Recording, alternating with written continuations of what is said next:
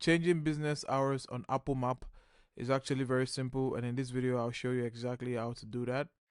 Now if you find this video helpful, please do not forget to like and subscribe. Now the first thing I'd like you to do is go to businessconnect.apple.com, and don't worry, you can find the link in the description below. Now once you're in the website, this is what the dashboard should look like. Now we're going to go to locations. On the locations, you're going to see the location that you want to change the hours for, and you're going to click on the location. Now once you click on the location, you're going to see details about the location, and you're going to scroll down till you see hours, and this says every day. But once we click on it and we change the hours from 8 a.m. to um 8 p.m., for instance,